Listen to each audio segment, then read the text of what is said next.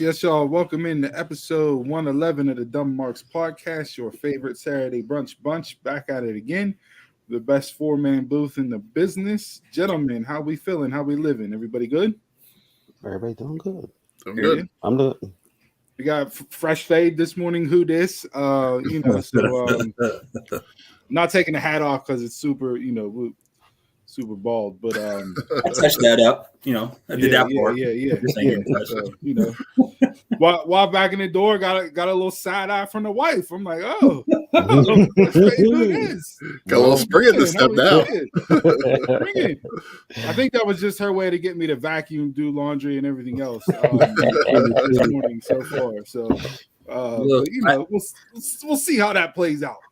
I got the full Sherman Helmsley going. I ain't had to take my hat off in a minute, so the girls was under here popping with the Uncle Phil. Had a fro with the home of the clown look. You got the half moon going. You got the half moon. the crescent moon going. I had to touch that. It's been too long. No doubt. Well, happy Wakanda Forever weekend. Out in movie theaters.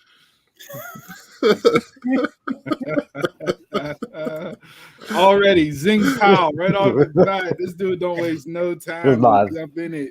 We're not even 2 minutes in.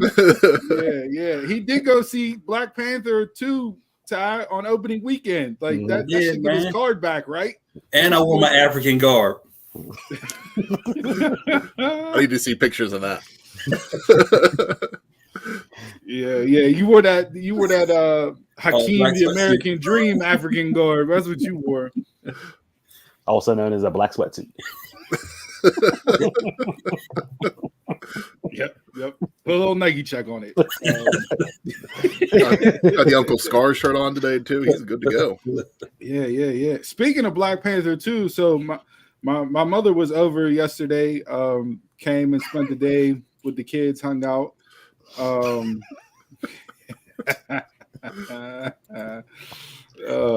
But last night before I took her home, the first Black Panther was on TV, right? I think it was on TNT or one of them channels, and put it on. It was about an hour into it,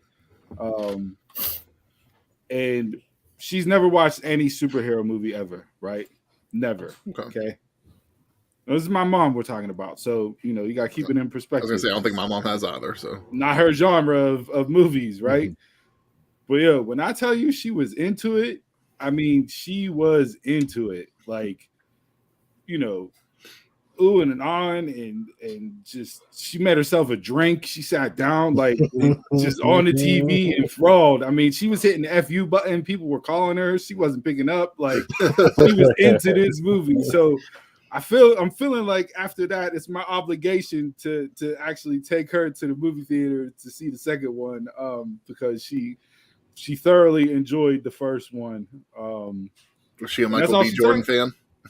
Well, no, not necessarily, okay. But I think it was just, honestly, she was in the car going home like, man, she goes, I really never thought that type of movie would hook me, like from the story and like the colors and just she was sold. So this is a good movie.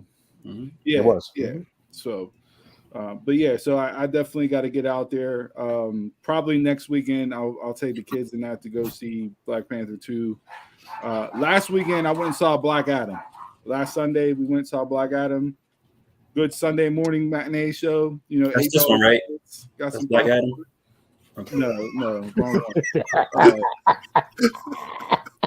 He said, "Tell the Men in Black sent you," and I thought he was talking about Will Smith, but but no, Black Adam. We brought it up a while ago when they first started the press junket for it and getting the ball rolling, and whether or not it had to save the DCU. It was years in the making. I think 10 plus years, honestly, for them to actually make it and put the movie out.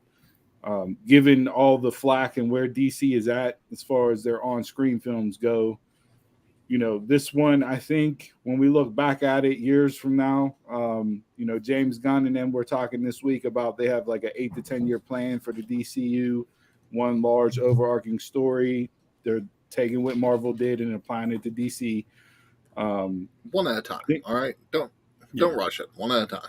Well, no, I mean you can. You have a plan. That's all I'm asking for. Yeah. You got a plan in place. So as long as you got a plan, I'll ride with you and see where it goes. Yeah. Because the Snyderverse and everything else, that just got so discombobulated. You didn't know what was tied into it. You know what I mean? The Snyderverse wasn't good. Yeah. So In your opinion. I think 100% in my opinion. I think Black Adam, when we look back on it, if everything trajects out correctly and James Gunn turns this around with the other folks there, I think we'll look back at Black Adam and that'll be like the Blade to what Blade was to Marvel, right? You know, kind of, even though Blade was more saving the genre of superhero movies in general, but as far as pinpointing the transition and going back to it, I think Black Adam will be that particular movie for DC.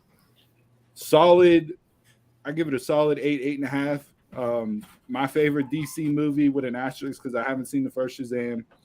I do have that saved off on the DVR to go back and watch that because I saw the trailer for the second one. So yeah, I thoroughly enjoyed it. The kids loved it. Really good story, good action. I thought it was well done all the way around. It's in my top 3. Shazam was my favorite for a while, just because it was a little different. But I actually really like Black Adam. I'm putting Black Adam at number 1 now. So I heard about that stuff tied with the Alfred show and everything else. I don't know if they're going to scrap that or not because based off the interview Gunn and them gave this week, this big arcing plan that they have over the next 8 to 10 years, they're tying it into film, TV, gaming, and animated. So we are really getting the DC version of Marvel with tying everything in from that standpoint. So that Pennyworth, it was on, I think, Showtime or Stars, I forget which one. And then HBO Max just pulled it over there. So now it's on HBO Max. Oh. Yeah. There's another show that's on there too. I forget which one it was. But it was another one that was somewhere else, and they've now brought it over to HBO Max. But they did the same thing with Titans. I haven't even watched Titans yet, but I know that's the way they do it with that. I didn't start the new season yet.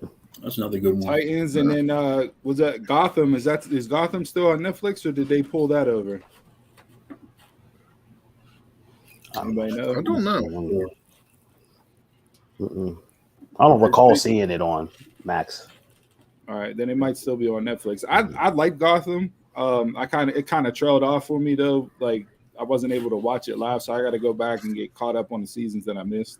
I think Flash Night is still on Netflix. I think so. I think that's still part of their deal. Okay. Yeah, so we'll see what DC does. They just what was the show that they just added to Netflix? The Sandman? I believe they're getting ready to do Sandman. I don't know if it's on there yet or not. I think it is. I think that went on in October. I didn't watch it. But. Okay.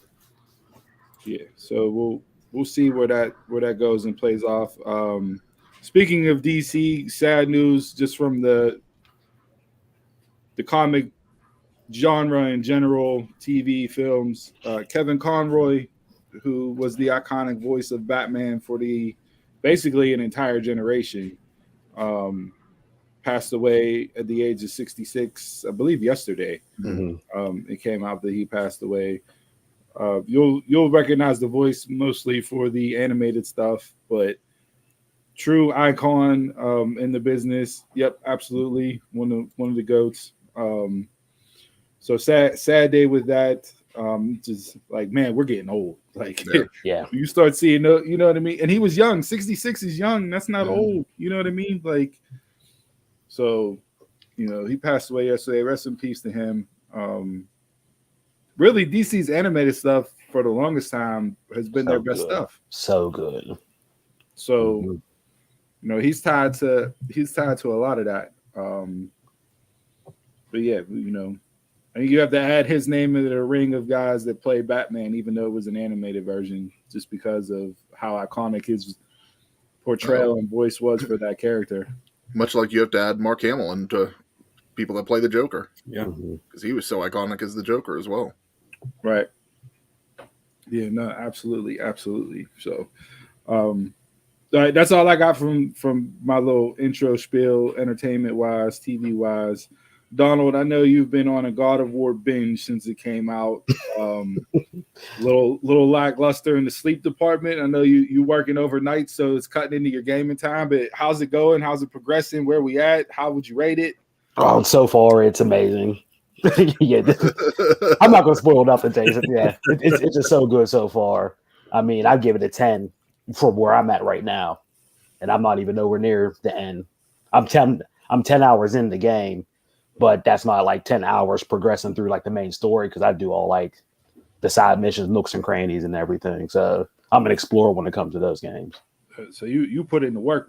Yes, I do. I try to get the You don't platinum. just breeze through the story. You go all over every level. Yeah. Every board. Is that a character in the game? Yeah. Yeah. Yeah, I try to platinum the thing, so 100% the game completely. Like You I know did what the I'm last one. But yeah, it's good. It's amazing. I haven't watched anything because I'm doing this. So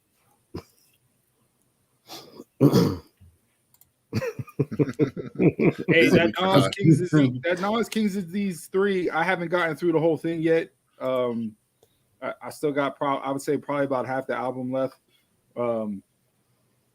Him and Hit Boy, they can stay tied to the hip for as long as they want to do it, and they'll put out bangers because this ride, the wave that Nas has been on with Hit Boy since the first King's Disease, has been just a breath of fresh air for one of the best rappers of all time, one of the best lyricists of all time.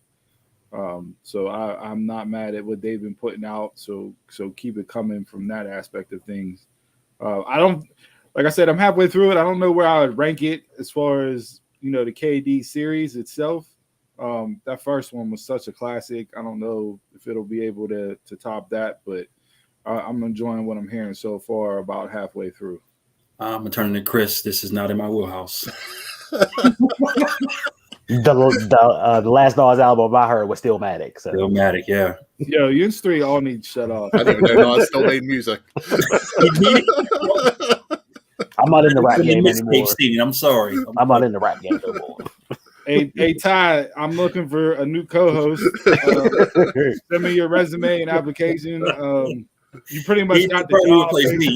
You pretty much got the job based on your comments of the show each and every single week. So Steve and Ty on Yo Dumb Mark's Raps. Yeah. It doesn't pay shit right now, but we're trying to get there. So if you're okay with coming in and grinding, like, we'll get to the promised land one day. Yeah, if it's anything after T.I.'s Paper Trail album, I have no idea what anybody's talking about. Me too. All right, let's just move on. Do we got any other gaming news to cover? I seen a lot of people mad at Call of Duty. Pretty much the game takes up your entire console, and you probably need a second PS5 to download the remainder of the game. It's like the VHS tapes for the movie Titanic. You need two copies. Double decker consoles. What is it, like 289 gig of memory? Jeez. Or something? Yeah, a lot of people are not happy. And that's every single game. Every time you get a new one, you have to do the same exact thing. It's annoying. Yeah, I think I'll pass just from that standpoint alone. I don't have the desire to sit there and wait 72 hours for a game to install to where I can't play anything else. I had this conversation a couple of weeks ago whenever I got my new cell phone. It's just like, I remember whenever I first got my first iPhone, I think it was like 64 gigs on that was like a lot of memory. It's like, now it's like you have to get like 250 or something like that. Yeah, like 256 or 512. Yeah, it's like, and everybody says, oh yeah, if you get a terabyte, terabyte's enough. You're never going to run out of space on that. In like 5 years, a terabyte's going to be the basic. I have a feeling, like even for consoles and stuff. Remember when 8 megabytes was big? Yeah. The PS2, the PS2 memory card was 8 megabytes, and you could put like a ton of Madden seasons on that. I remember that. Yeah. So it's a hard pass for me on Call of Duty. Gameplay, I think it's been okay, but the backlash and the hate for the sheer size of the file is what's turning people off from it. But I'll probably get it in Blaze of the campaign and then uninstall it. Yeah. They got to figure out something with gaming. I'll try to get some gaming news. Files are ridiculous. I'll try to get some gaming news next week, but I was trying to stay off because people putting mad spoilers of God of War up, so I didn't want to look at anything. yeah, I wondered if that was like, people were going to spoil that like they do, post-credit scenes and everything else for movies. Like, is that that got to be a thing in the gaming world. I'm not it is deep into it, but it is. I'm sure that got to be it. And a quick hit on that too. Like, people gotta calm down with doing those spoilers too quick. Like, they're like mainstream media yesterday was talking about everything on Black Panther. It's like you got to give it the weekend at least, minimum. Like, it's not opening day you're talking about. Like the news. Yeah, I stayed off of after around, I would say 8 a.m. I didn't go on the internet pretty much until I was on Twitter a little bit last night, live tweeting some stuff with SmackDown and Rampage. But other than that, I wasn't on any social media or just the internet in general because I'll be boycotting that for the next week until I can actually see Black Panther. Like, I couldn't believe the people that were actually covering it and like going into spoilers. Like, even in some of their headlines, I was like, this is ridiculous. I was spoiled on who the Black Panther was maybe like 2 weeks ago before the movie came out. Oh, really? I mean, the trailer kind of skewed it, but you don't know which one. So I still got a little bit of in the darkness when it comes to that because you don't really know. It was spoiled back whenever he passed away who they were going to go with potentially. So I'm hoping it still delivers and hits as far as in the movie while I'm watching it, even though I have an idea on who it's going to be. But yeah, that is one of the downfalls, I guess, of the social media age. That having those things that before you'd be safe, a week or two out. But man, as soon as people walk out the theater, they're dropping dimes. Yeah, I was like, it's been good with people. Like lately, it's just been the mainstream, like Chris said. But I was in a wrestling thread one day, and somebody was in a wrestling thread and spoiled Spider-Man through screenshots the whole way through. Yeah, we got to go back to snitches get stitches. Like, can we go back to snitches get stitches for people with spoilers? Like, because it does. It takes a lot of that element of surprise and that holy shit when you see it. Like for me, Black Adam, I didn't see anything in that post-credit scene. I walked out of there like, holy shit, let's go. And it was because I avoided it all. And I'm like, okay, this is great. Like I was able to duck, the 5 Ds of spoilers, dip, duck, dodge, dive, and dodge. Media spoiled that for me. They did, yeah. I watched The Rock on The Tonight Show the week before the movie came out, and he spoiled it on there. Like, dude. I'm glad I don't watch this plus stuff because I don't know what y'all talking about. Yeah. So, all right, we got anything else for intro wise? I'm good. All right, let's hit bell to bell.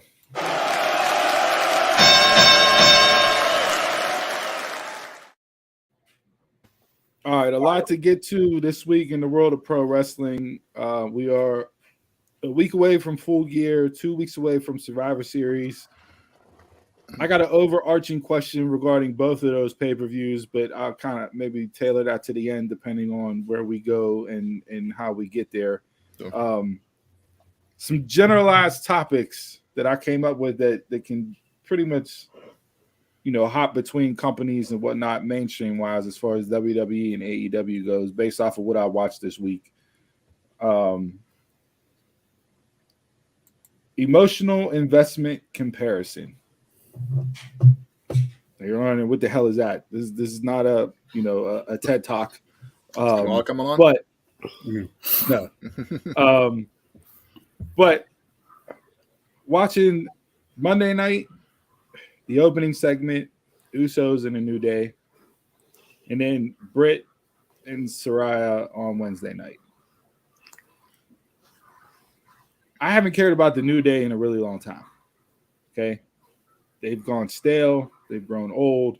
same shtick, same promo, same cadence, same animations. Everything's just, I'm old, I'm over it, I'm done with it. Monday night, they came out and they stood face to face with the Usos in that ring, and those 4 men delivered a promo that got me invested in all 4 of those men again. That fell flat for me. Really? Yeah. Okay. My problem. It just felt like they were all over the place with it. I think the main thread was the main thread was, you got here because of your name. We got here from breaking our backs. And the rebuttal to that was, yeah, we have the name, but you don't understand the pressure that comes with that name. And we still got here and overcame all that pressure. And the rebuttal to that was pressure. You don't know what pressure is, sitting in catering, wondering each week if your name's going to be on that cut list. So, I think that they stayed true to the main thread with both of them. And then it got ruined by Riddle. So my emotional investment just completely dropped out of the segment. Yeah. To set up a 6-man tag. And I'm like, why are we doing this? If we're hyping up this match for the longest reigning tag team champions of all time in the company, and these 4 men are out there giving each other the business and getting people to buy into this match, even though we've seen New Day and Usos how many times, right? They're like the Orton Cena of the tag team division. They don't ever have to sell me on that match because it's going to be fun every time. Yeah. It delivers, but you got to add a little bit more spice because of the stakes that are tied into it, right? That's where I was at. So I was hook, line, and sinker, and then bro, and I'm like, bro, you completely killed the segment for me. I turned it off. Off. I got so mad I turned the TV off. That's Vince spoken there. Yeah, that's exactly what I felt like was Vince with all the long jokes. Riddle was that person for a minute, and then Sammy came and put it out of reach. Yeah.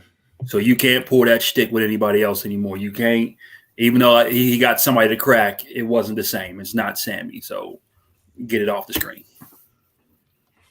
I mean, Riddle doesn't do anything for me.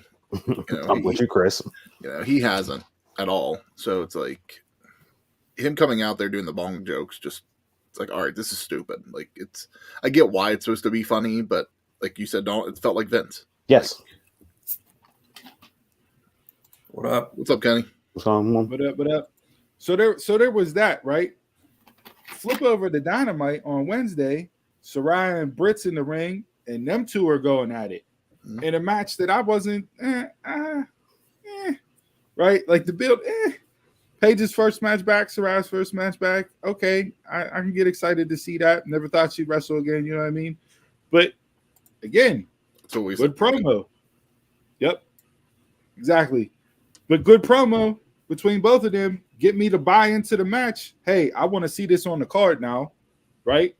Saraya, first promo back. She's never been a fantastic promo, and her emotions, because she's cleared and can wrestle again, you felt her emotion behind the words she was saying, which had me buy in even more because she was trying not to get choked up and run off the screen because of those emotions. And I saw people on Twitter like, oh, look at her stumbling through her words, she still can't cut a promo. And it's like, she had the only thing that she's loved that she's done since she was 12 years old, literally 12 years old, taken away from her.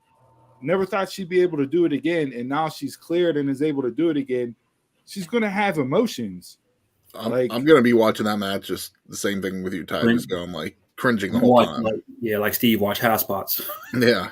It's like I've done the same thing when Edge came back, when Daniel Bryan came back, whoever. It's just I still hate when Rollins jumps off the top rope. Yes. To be honest with you. Well, it was like that with Shibata and Orange on Rampage whenever Orange hit him with a dive outside the ring, and I'm like, like there was a DDT in the ring that I was just like, nope, that was too close. So yeah, I mean, I hope if she's cleared, she's good. I hope, I trust the doctors to do their part. I'm sure she went to mad specialists and everything else to get cleared. Like, this wasn't something that was just thrown out there like an NFL team doctor with Tua. But they got me invested, and they let it breathe. They didn't do anything else. And I was like, hey, AEW, let's do that some more. There wasn't music playing and somebody else come on stage. There wasn't a run-in from behind the crowd or underneath the ring. They let it breathe, and it fit, and it sold it perfectly. So I'm like, you had 2 segments that were the same on different shows as far as people getting you to buy in. And then one just the bottom fell out because you added in 420 jokes on bongos, like they said earlier in the comments. And I didn't need that. I think giving it a pass just because you're already invested. You didn't have to do anything. You could have put that match on paper and just said it was coming, and you'd have been watching it. Which one or both? New Day the Usos. You could have just put up a graphic and either way.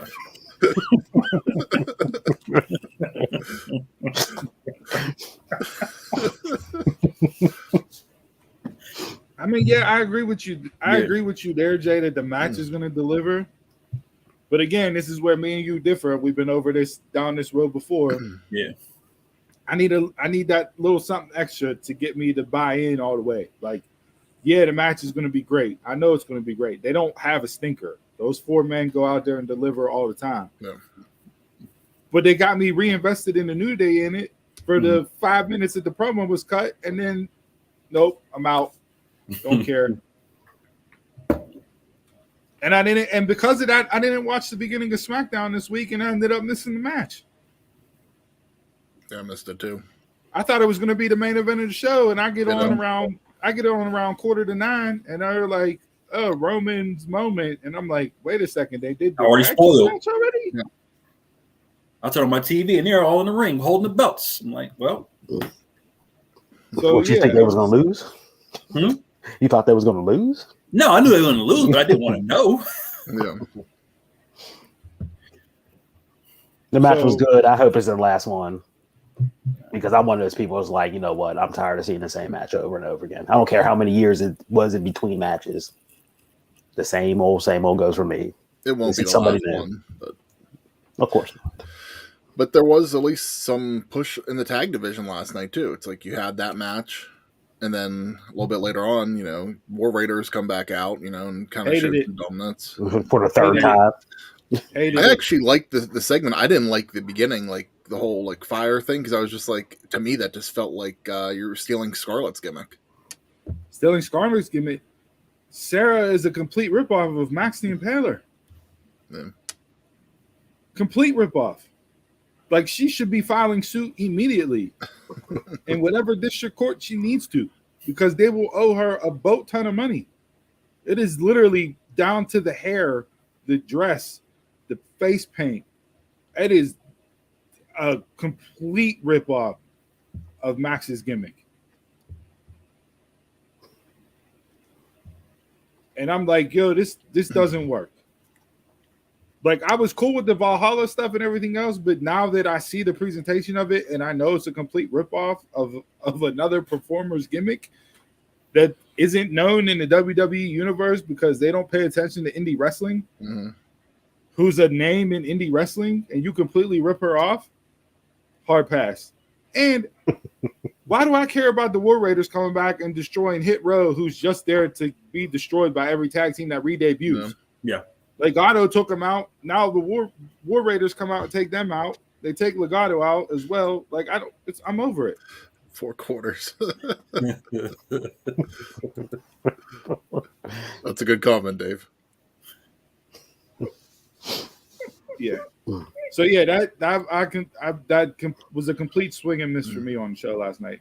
And it's like the third introduction of War Raiders. Yeah. It is. Yeah. I'm like, come on now.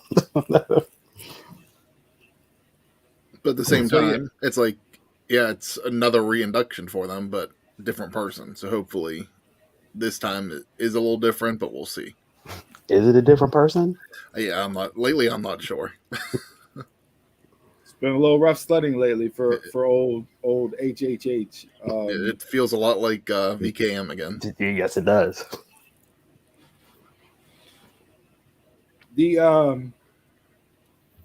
Yes, sir. What's going on, man? Them boys put up a hell of a fight last night. If they didn't have 5 turnovers in the second half, they would have beat Pine Richland. You can't go in there and you can't cough up the ball 5 times and expect to win. What was the final? 23-12. I took my niece to see Wakanda Forever with me. She in the game. She in the theater watching the game. Yeah. Violation.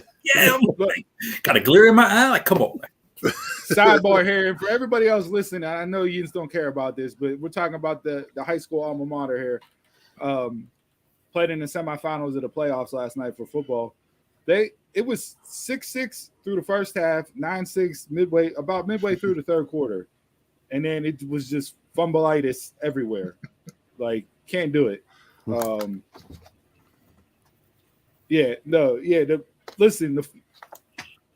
The pigskin's the program, right? You need the ball's the program, but go back to Omar Epps in the program, okay? Can't put the ball on the turf. You got to hold on to the rock. So yeah, that kind of soured me on my Friday night because I legit thought, hey, we're hot right now. We might go in here and pull this upset out and go down to the stadium for the championship next week. But they're young. They got a lot of talent. Next year, they're going to be a real force next year. So glad to see Woody High back on the map where it needs to be based off of what was done throughout our time there. This was the first year in a while that I've heard a lot of people saying that they were going to games again. And I was like, it's like that. I haven't heard that the past few seasons.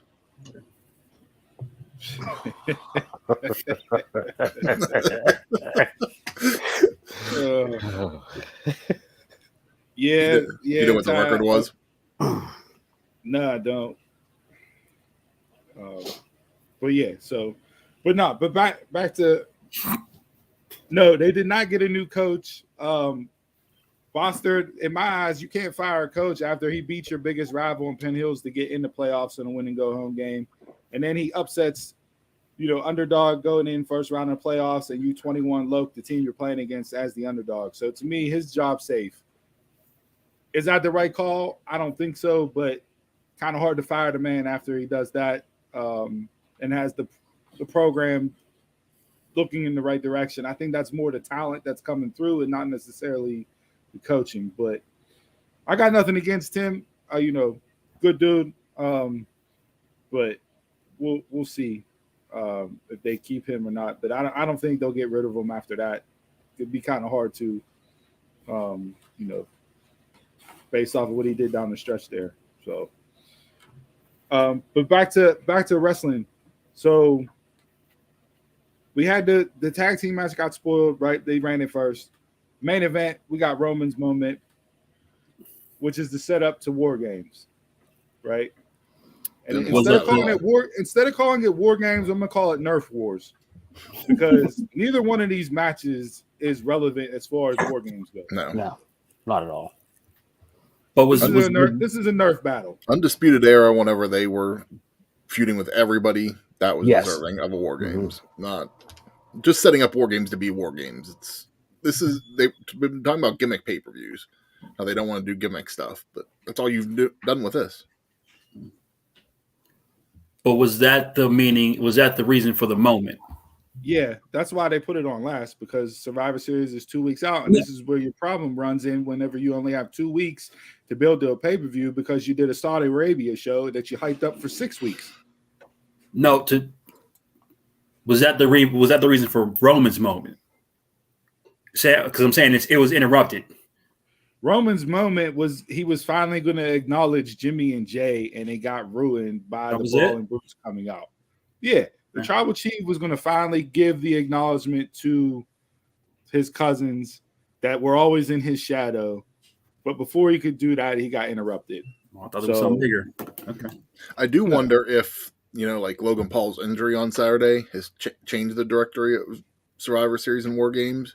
Because after the end of Crown Jewel the other day, like with him and Jake in the ring and everything, I was just like, I could see these two teaming up with somebody to be in the War Games match. But no, absolutely not. You're not going to put Jake Paul in a War Games match. He's never wrestled before in his life. Are you kidding me?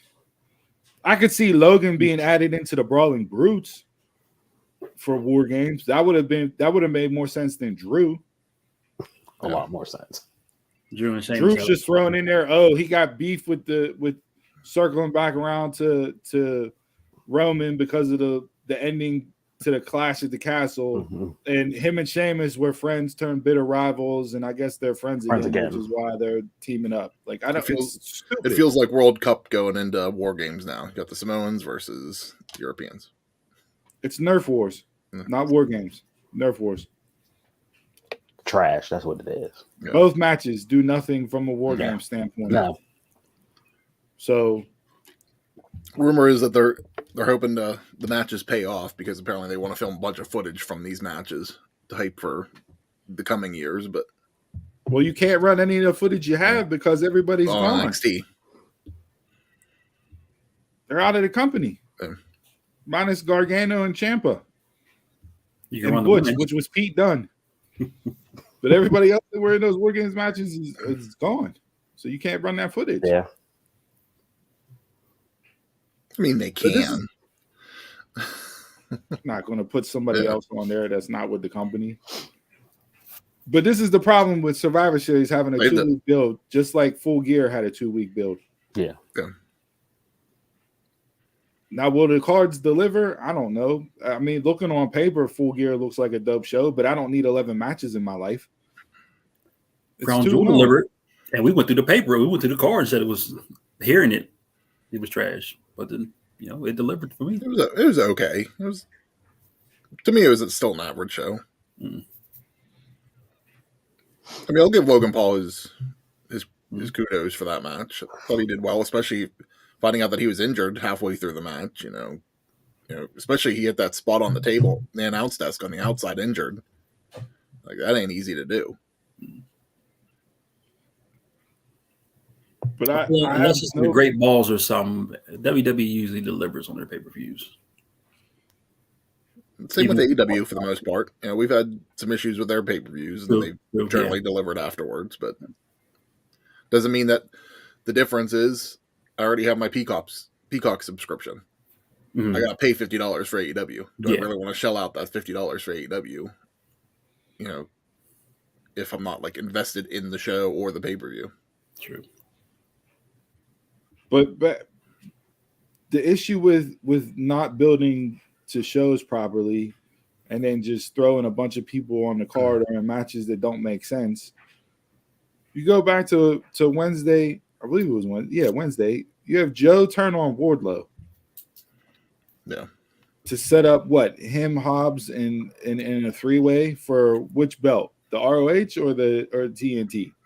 And why do you have Joe turn on Wardlow now after it's been nothing but Hobbs versus Wardlow the entire time? Because Wardlow said he was coming after every title. That was their freaking logic with it. He shoved him in the ring last week. It makes no sense. You're hot-shotting stuff that doesn't need hot-shotted.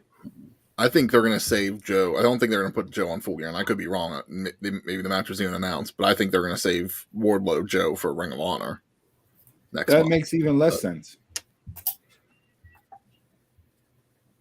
Wardlow's will have nothing to do with Ring of Honor once their TV deal is announced, which is supposed to come early in 2023. So, no, I'm not talking about the pay-per-view next month. I think that's. I know, but I'm saying if you want to get these people established for your show that you're getting ready to launch at the beginning of the year that are just going to be strictly Ring of Honor people, why are you having one of your main stalwarts in AEW on the show? Internal company forbidden door.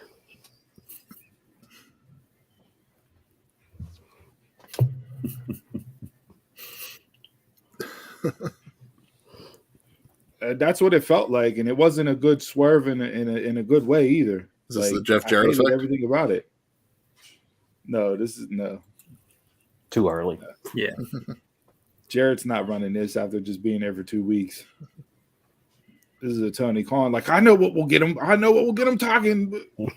We're talking about it though. We might not think it's good, but we're talking about it. I mean, this dude was touting ratings and everything else, they're the greatest thing since sliced bread. Numbers. Oh, we're up 10% in 2022 in total viewers, and we're up 5% in 18 to 49, and 18 to 34, we're up 26%. And it's like, dude, you're still not cracking 1 million viewers every single week.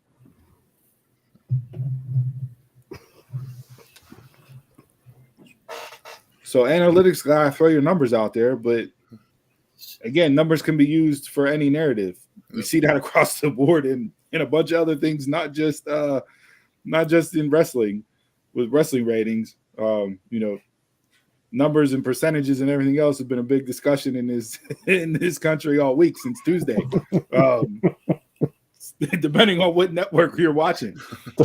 There was one I seen where it was like 1 million something, but the criteria was like it had to be 1 second. Or 1 second or 1 minute watched. That makes no sense. That counted, and it was like over about like 5 million views or something. Viewers. That makes no sense. Yeah. So you mean somebody stopped while they was flipping by, and you both that as a rating.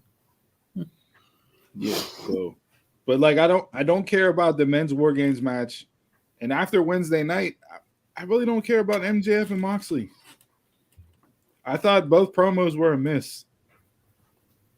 It didn't do anything to sell me on this. And the fact that MJF was written off because he's out filming a movie that's tied to a WWE fan, well, I guess somewhat tied to WWE. Yeah. That's just more ammunition for the bidding war in 2024 that he'll play up. But I don't care. I'm over that.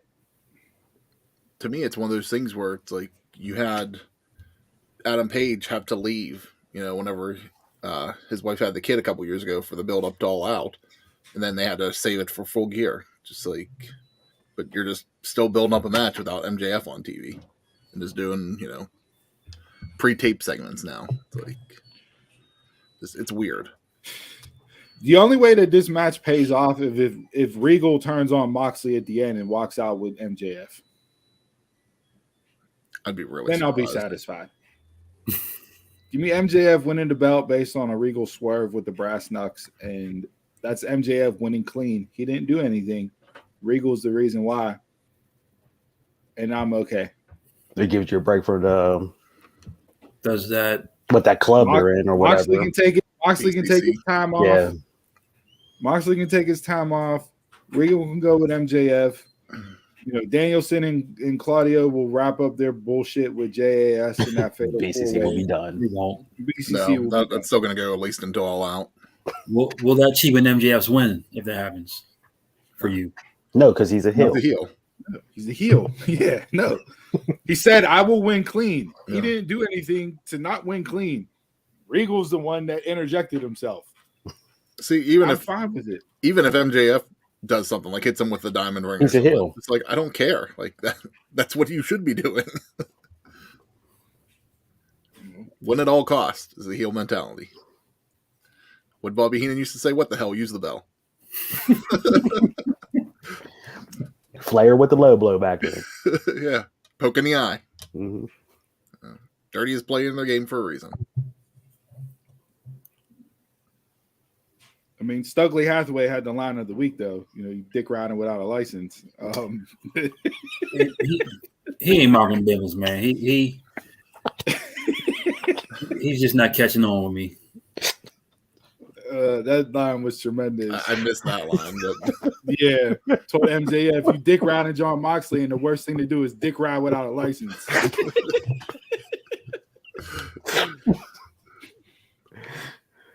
Definitely fast forwarded to that segment.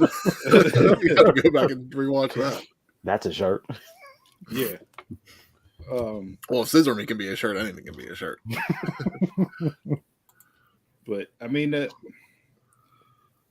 whatever gets Moxley off my screen, I don't care how that match ends at Full Gear. So yeah, I mean, AEW this week was a bunch of matches stood out and matches were good. I think the two title eliminator matches. Well, I guess all three actually were really good. I enjoyed Paige and Kingston. The two last night on Rampage really stole the show. You know, big man versus little man stylistically worked in Dante versus Brian Cage. And I saw Sean Ross Sapp out there like, oh, Brian Cage, this is the best run he's had in so long, and I'm so in tune with what he's doing now, blah, blah, blah. And I just tweeted him back like, bro, he's lost every match on TV, but last night. How can you be so enthralled with what the man's doing? He's losing every single time he's on television. Hey, that's the same way commentary glosses up Dante Martin as a future star. No, well, Dante Martin has the second most wins in AEW this year at 51.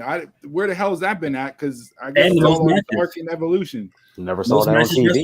Wrestled. Never saw it on TV. Mm-mm. Well, you haven't seen any of them, so. Hey, every match I seen of him on TV, shoulders on the mat. So I will say I am excited to watch him, his brother, and AR Fox against Death Triangle next week. Just from a match standpoint on Dynamite. A bunch of letters there that I didn't even recognize. His brother's back already. Yeah, Darius is back. So we'll get into next week. Don't do that. Don't do that to that man. Like, that's not right. Why would you put that juju out there? That's fucked up. If you weren't hosting, I'd drop you off the show right now. Take that back. No, take that back. You don't put that out in the universe. That man's fought. Like, he just had some bad luck. You don't do that to that man. He's fought in PT every week for the past 3 years.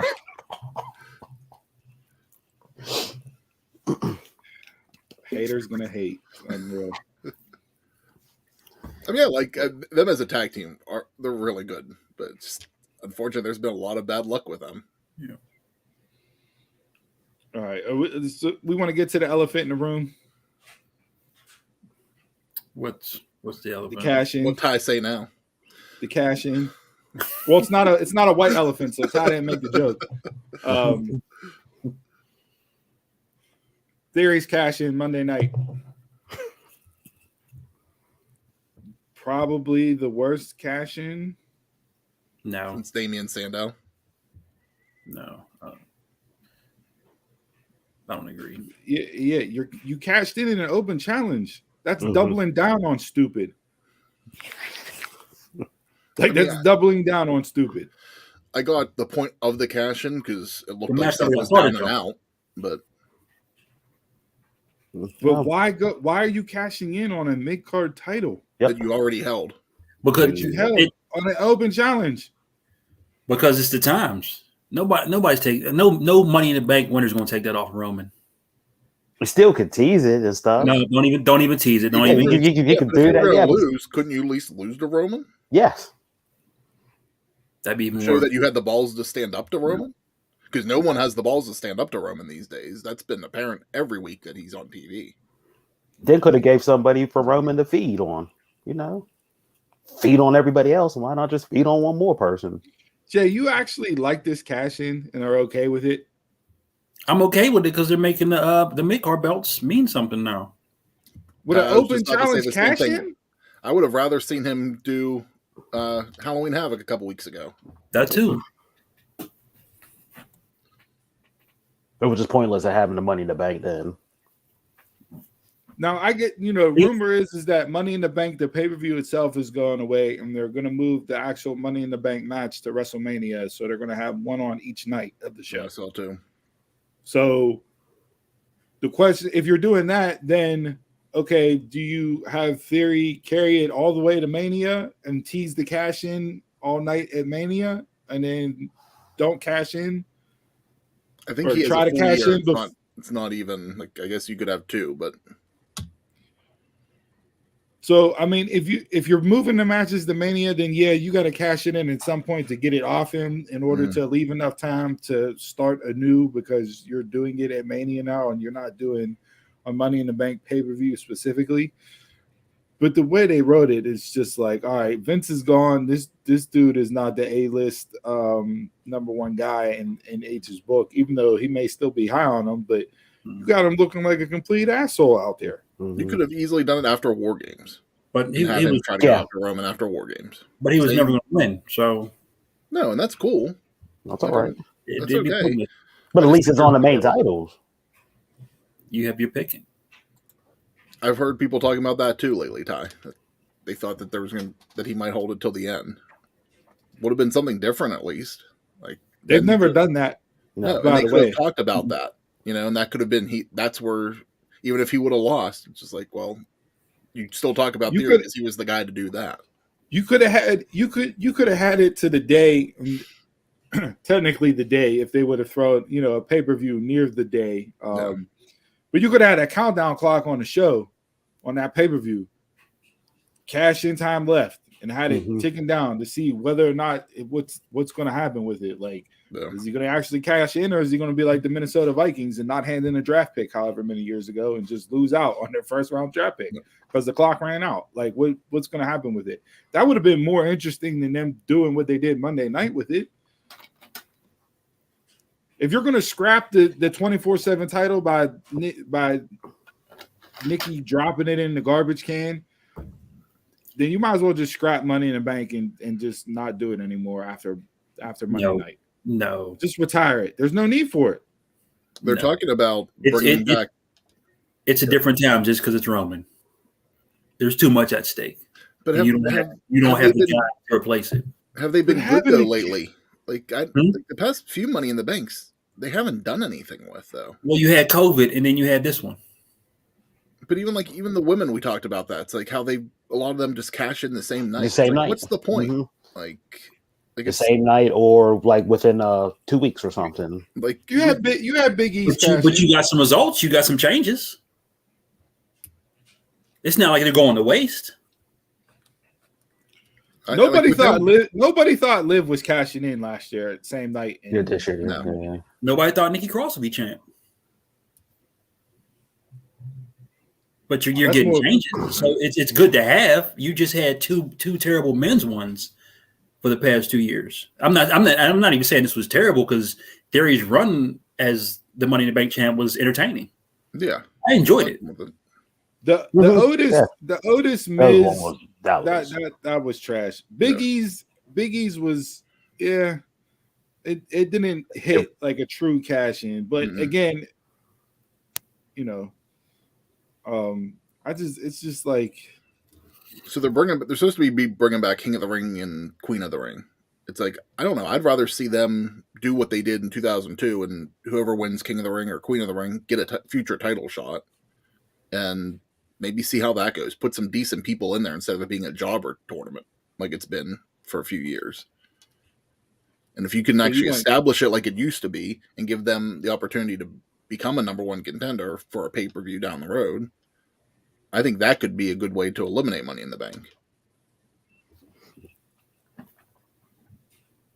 So you got to cash in your crown to get the title shot, like MJF cashed in his chip. No, it's not like you have to cash in the crown because, they did it with Brock. There was no crown or anything. It was just he won the tournament, so he became the number one contender for SummerSlam. But then you no gimmick, nothing because I don't think you need cash. So with the King of the Ring, you'll just be like a number one contender. Yeah, with Brock, it was you became the number one contender for SummerSlam. But then you eliminate the element of the cash in. You do, which is always good. No, it wasn't good Monday night. Depending. Got a pop? No, it didn't. Because it did. Nobody popped. Nobody popped for that. Go back and watch. Nobody popped for that.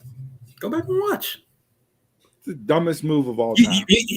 Because they lost. Didn't need it then. It wasn't that he lost and made it the dumbest thing. It was the dumbest cash in because you're doing it on an open challenge. There was no match. An open challenge for a match that never took place. Last year, then there was no match. Then there was no match. So the open challenge is still out there. Go out there, grab the microphone, and say, "This, I'm answering the open challenge." Not I'm cashing in my chance to win the mid-card U.S. title on an open challenge.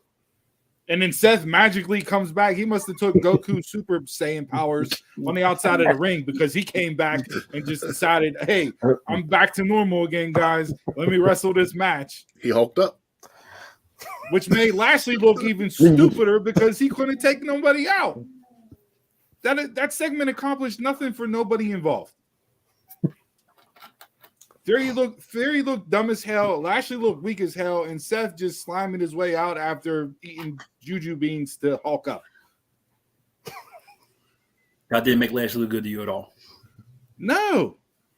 So you're supposed to lay there for like 10 minutes and sell the finisher. No. Yeah. After getting your ass, Brock sold it better at Crown Jewel than what they did with Seth on Monday night. Are you kidding me? For 2 minutes. I think after Lashley laid everybody out, like including the ref was laid out too, they should have just cut the black. Yeah. Show the credits, cut the black. Nothing, no contest. So everything just resets. Theory gets the Money in the Bank back. Did the cash-in actually happen? Does it count as a cash-in? What's going on? Like, you would have had intrigue there. You would have had a cliffhanger. Let me turn back into Monday night to see what happened. Instead, we got that bullshit. But WWE flag bearer over there is like, oh, great cash-in. Hey, I see nothing wrong with it. Fantastic. Theory was never going to win. That's one they've done. That's one they've done. I couldn't have written it better myself. Theory was never going to win the main title. No, he wasn't going to, but still. Then what's the point? At least it was a possibility with Seth.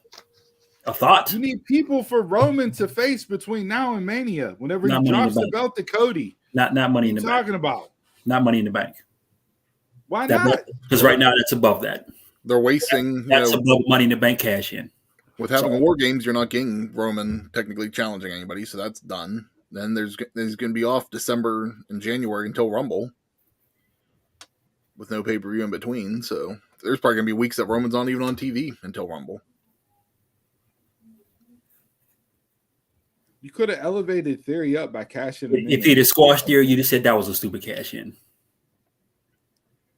If it's a cash in on Roman and Roman squashes him, no, it's not stupid because Roman's head and shoulders above everybody else. It fits the narrative. What are you talking about? Then that's why you don't cash in if he's head and shoulders above everybody else.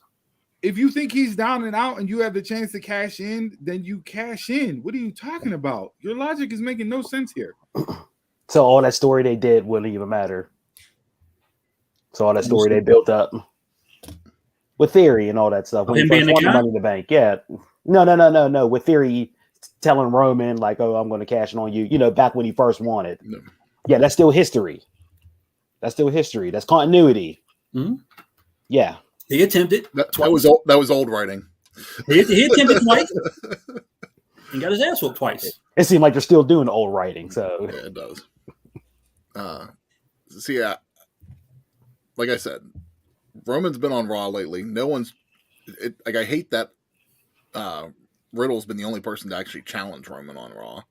Like, it's like you go on to another show and like everybody just is silent. It's like, I get it on SmackDown. You've been there and dominated how many people on that show, but it's like if you would have had Theory actually challenge him, that would have been something. Like, that would have helped, I think, to me at least, help establish him that, okay, we're going to be doing something with this guy in a somewhat main event position. Even if he lost, at least would just elevate his character a little bit more. And it's somebody for Roman to eat on. Yeah. That's it. Just to feed him.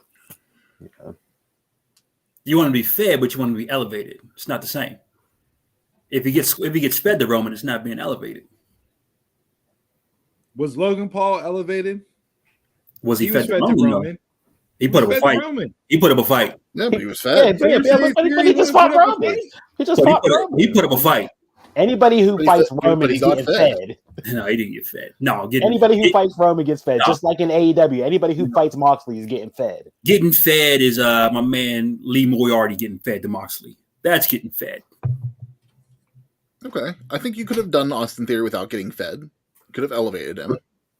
But that's what y'all want. You want him fed the Roman. So you think Moxley just completely squashed Moriarty? I think the argument's the same here, but we're arguing about it. Fed to me is squash matches.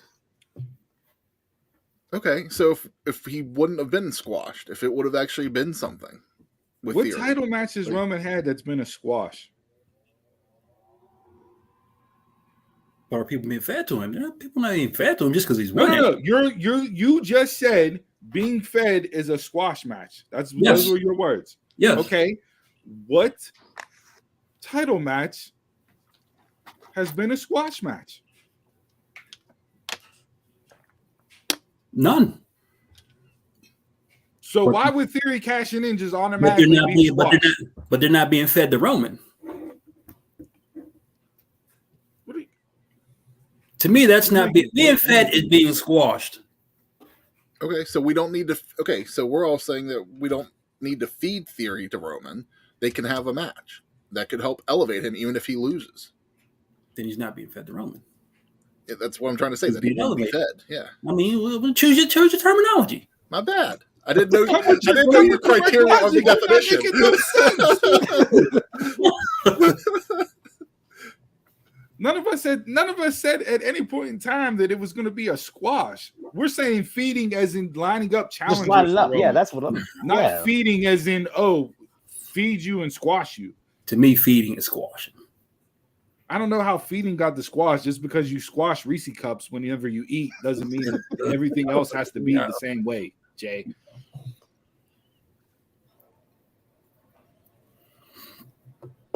Anything else on that topic? Jesus Christ. You got my blood pressure rising. I'm starting to turn redder and redder as this show's going on. Well, We haven't had one of these moments. I haven't in a done while. that in a while, so We've been very copacetic on this show. And today was just you woke up and was like, nah, fuck it. We'll end it today. I choose violence today. Yeah, choose violence. Yeah, you're gonna be like Vince ending the streak at WrestleMania. Nah, we'll give it to Brock. Nah, we're gonna end the streak on a Theory cash in. Is what you're choosing to end the streak on, Jay. It's about as dumb as him cashing in. Steve's like Stone Cold. I'm trying to keep my composure. Speaking of Stone Cold, rumor is he was very happy with his match at last year's WrestleMania and is not opposed to wrestling again at this year's Mania. Nope, Here nope, we Good go. thing or bad thing? Here we go. Nope. They're Here gonna we pull go. out all this. They're gonna pull out all the bells and whistles this year because it's in LA. So you're gonna get Cena. Give They're me gonna try to Taker. give you the- They're gonna try to give you the no pause. Don't do that. give me Taker. Don't give me Taker. Nope. So the rumor this week is Taker's going to be doing a Dead Man Show Rumble weekend. So everybody's just like, well, Taker will be there for the Rumble. Hey, Bret Hart said he wanted one more match. Goldberg? Bret Hart.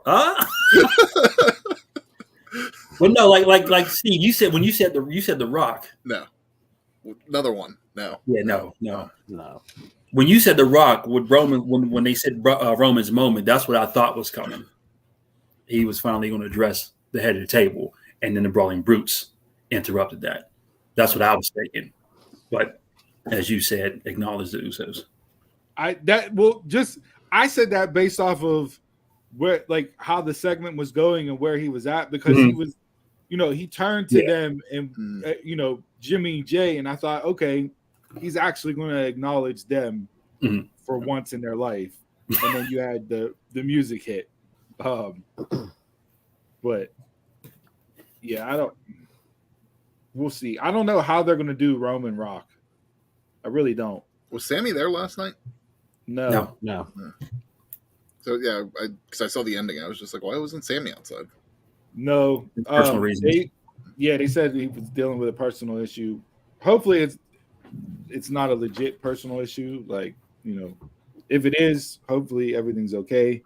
But I did see somebody tweet out, wouldn't it be great if somehow Sammy was the reason why the Usos won and retained, and it just grinds Jay's gears even more?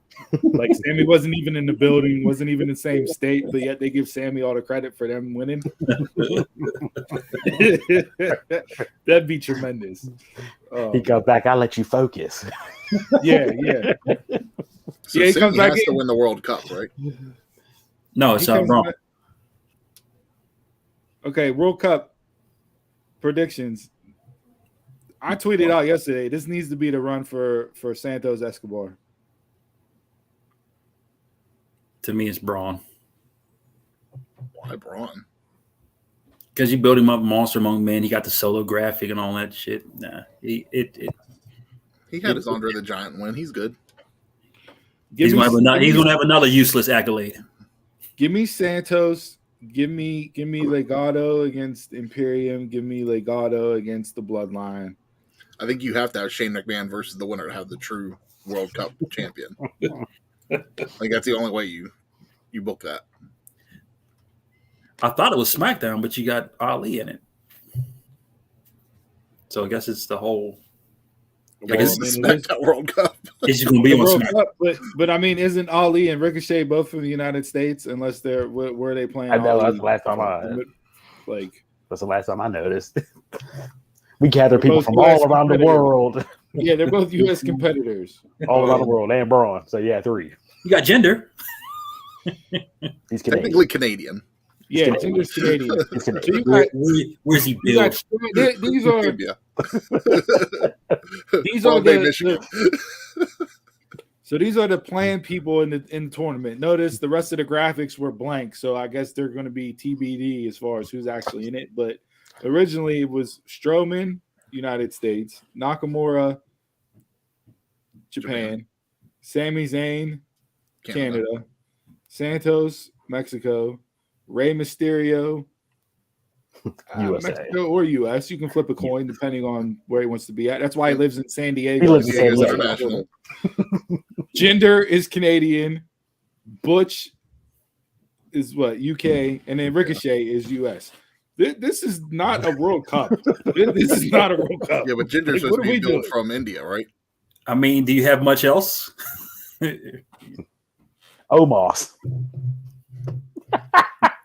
He's down in Apollo Crews. He's actually Crews. they're actually in Africa right now. So they have a reason for not being on. Kofi Kingston. Jamaica.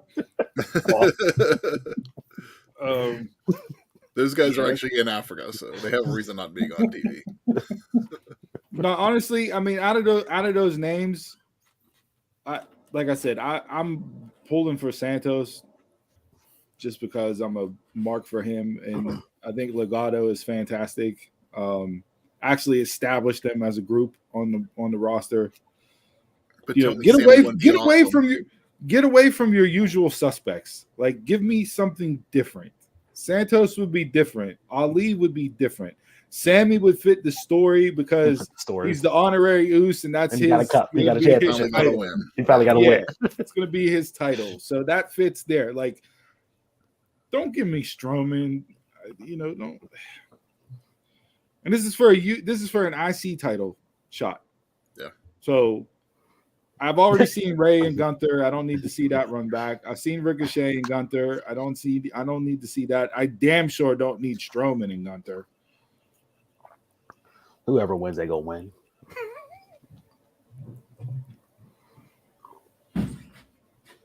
So there's that. You could at least, if Sammy wins, you could at least have Jay cost him the match and continue their narrative. It cost him the cup against Strowman. No. Anything else AEW wise or WWE wise? I agree. I agree with this. Sammy should have held the 24/7 title. That's true, Spell. I said that months ago. Yeah. Yeah. I said that months ago. They did. I think I was the beginning of summertime whenever I said that, whenever they first started this whole angle. But yeah. All right, are we good with AEW and WWE? Mm-hmm. Couple quick hitters from other promotions. Is the NWA dead? Sure. They have a pay-per-view. They have a pay-per-view tonight, Hard Times 3. For those of you that don't follow NWA, Nick Aldis, who basically resuscitated the NWA and brought it back to life. Go back on YouTube, watch the 10 Pounds of Gold series while he was the champ in his run up to All Out and afterwards. Was suspended by Billy Corgan, the owner of the NWA. Aldis said, "I'm done. My contract expires in January. Officially a free agent." Apparently, there's a lot of bad blood, real heat, not just shoot heat, real heat, or not. I'm sorry, shoot heat, not story heat. They actually are having creative differences. Apparently, Aldis hasn't been happy with where they've gone direction-wise, and a lot of stuff that Billy said after the Empower pay-per-view that was done with Mickey and not putting on a second one, et cetera, et cetera. So, with all that being said, is the NWA dead again? Here's where I think that the NWA is dead. Billy Corgan did that interview this week, and someone asked him, "Do you see CM Punk coming to the NWA?" Billy Corgan goes, "Why would he want to come to the NWA?" Right there, you just fucking killed your own promotion. Not saying like couldn't sit there and say, "Well, never say never." You give that stupid ass answer, but just like you sit there and say, "Why would he want to come to the NWA?" You just sit there and said, like when you wonder like why people aren't watching, why would people want to watch the NWA? Now, this show tonight, the most interesting match to me on the card is the women's title match with Camille, Chelsea Green, and Kylan King. That's a solid triple threat for a belt. And Ty, the rumors that I've been hearing this week is that they're talking about they could be putting the belt on Tyrus. Yeah, you're hitching your wagon to Trevor Murdoch and Tyrus. Funkosaurus. Yeah.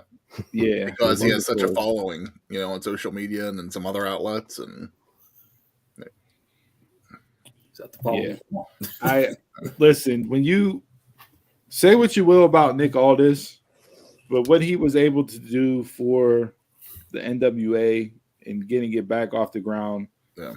And when Empower first started pre-pandemic, best wrestling show on TV. It was. It was an hour long. They had a deep roster. They hit all the check marks as far as what you wanted. It was a brand new throwback set, nostalgia wise, presentation wise. It took you back to that style of 605 TBS wrestling. And fucking dad jokes again. The pandemic really hurt them, and they just haven't been able to recover since then. And the choices they made have not been, in my eyes, the right choices. So I was unaware of his Punk comment this week, Chris, and like you said, that pretty much kills your company. Yeah. You would say, why would he come here? So, if you're losing your star power, like something tells me you would want to have somebody like a Punk come in, like to be your star power, but especially in a promotion that's centered so much around promos and talking. Mm-hmm. Yeah. Right. And it, if Punk gets hurt, it's definitely a place where they tape multiple weeks of TV at a time. So it's like he wrestles and has time to heal himself afterwards before the next event. Yeah. I just what do you think this does for Nick Aldis? Do you think his name has value? Do you think he would get a WWE run? That's pretty much, where he's never been. I really hasn't been in AEW either, but I mean, I don't want to see him in AEW. I think he'll get lost there. Honestly, I'm expecting him back in Impact. Or do you think he's just done? Given his age, the career he's had, I know he's flirted with about being done. Mickey's about to finish up her run and be done. Yeah, she's been done. She's on her last rodeo, which Impact Thursday night. She defeated Chelsea Green, so Chelsea Green is mute him. He's no longer allowed to comment. Kidding me. But yeah, Mickey beat Chelsea, which saw Chelsea ride off into the sunset, say she's going home. She's rumored to be on her way back to WWE. There's been rumors of Matt Cardona could be headed back to WWE too. No. He talked about that, and he said he would, if he were to go back, he would have to do it as Matt Cardona and not Zack Ryder. I'd be okay with that. I believe it. Mm-hmm. But I don't know if you could bring him back as Matt Cardona. The WWE universe is faithful to characters as far as who they are. He would get cheered. Yeah, but I mean, is he going to get over as Matt Cardona, or is everybody just going to continue to chant "woo woo woo" as Zack Ryder? Yeah. So.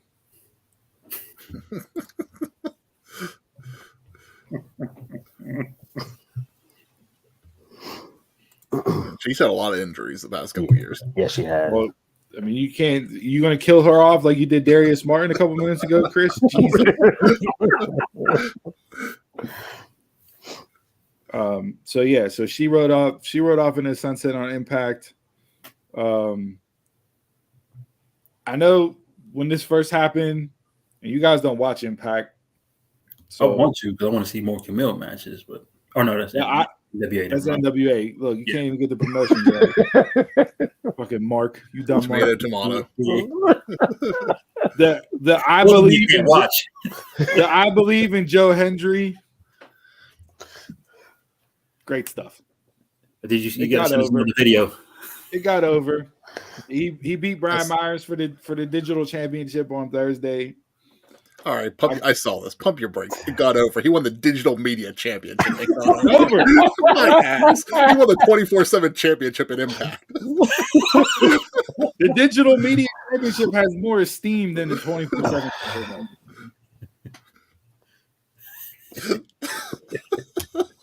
But the crowd pops. I mean, the crowd pops every single time. Joe Hendry. All 30 of them. Joe Hendry. I believe it is the dumbest thing ever. Has caught on, and I'm like, tapping the foot when the song plays. Like it caught on. Good. It caught on. Like it's one of those things in pro wrestling that's so bad it's actually good. What's wrong with being the champion of MySpace? MySpace was over. It was the trailblazer. He's the champion of MySpace now, not the champion of MySpace then. MySpace is coming back. Hey, looking back at it, like claiming to being the champion of Twitter today. Looking back at it, boy, MySpace was the best. Them top 5 debates got people heated, but yes, they did. I ain't your top 8. The 17 hours it took to upload one song to your profile page. But yeah, it got over. Again, really good stuff with Bully Ray. Still, I'm not mad at anything that they're doing here. Him and Moose are wrestling on the upcoming show, on the upcoming pay-per-view / Impact special. So yeah, and Josh Alexander, they're doing. He's climbing the ranks as far as total number of days as Impact champion. So he's currently number 4 or 3 on the list. And I believe Bobby Roode is number 1 on that list as the longest reigning. I think so. Impact champion. The it factor. Damn, I missed that. I heard he might be coming back from injury soon too. Oh, he was injured. Okay. Yeah, that's where he's been. He was injured. So hopefully they bring him back as the it factor again, because he's one of those guys. Him, not to harken back to WWE real quick, but he's been a swing and a miss. You killed Cedric and Shelton again on Monday night. You want to talk about feeding and squash matches, Jay? You killed them again. You want to talk about Brock being bad for the BP people? Cedric and Shelton are just continuously rolled out there. But wait, Brock did just say, or not Brock, Bobby did just say in an interview that he does. It's not if, but when Hurt Business comes back. So maybe this is his way. This is the start of bringing them back together.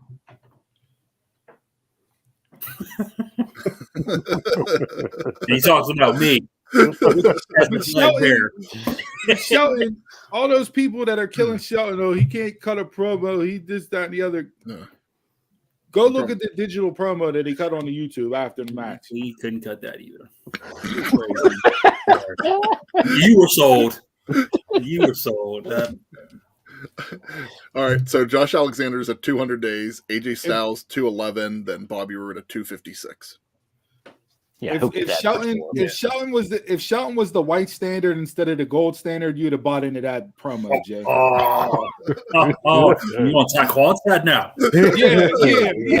Yeah. Full on. I'm gonna get that shovel. I'm gonna get that. Yo, you woke up with choosing violence. Now I'm gonna get that shovel. We're digging that hole. Nope. No. Yep. Anything else? Did anybody watch NXT at all? No. Yeah, I caught it. Mm-hmm. Okay. Is Von Wagner going to do anything for Braun Breaker? Don't even bring that up. When I seen him at the table, I was like, nope, it's going on. That's not going to do it. Okay. That makes no sense for me. Why is Carmelo Hayes still wrestling for the North American title? Either call that man up or put him against Braun. Stop with him constantly going after the North American title. He's past that now. He's over. Honestly, it. He's above it. TV's been bad since he's been off. Carmelo? Yeah. Not going to lie. I haven't been investing in months. And FYI, JC Jane, there is no reason for you to stop and be curious for a mall cop pulling you over because mall cops don't ever pull anybody over. There will be no JC slander here. I could say something, but I'm not going to because we're not that type of podcast. But I'll save that for offline. Abba Fire better not be the one to beat Mandy Rose. I'm just going to leave it there. Her character is very stale.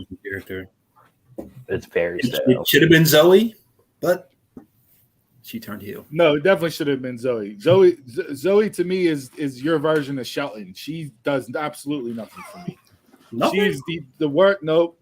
But she's the best wrestler in the company. Her heel turn on Tuesday night was seen a mile away. It was not done well at all. Like the crowd was already chanting before he even swung the title. It seemed like.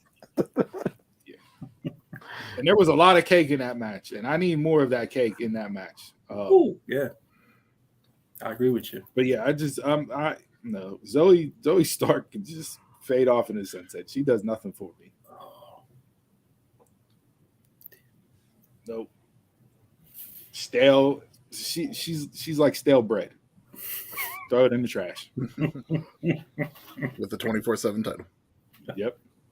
God damn. All right. Do we want to debate this or we want to drink a beer?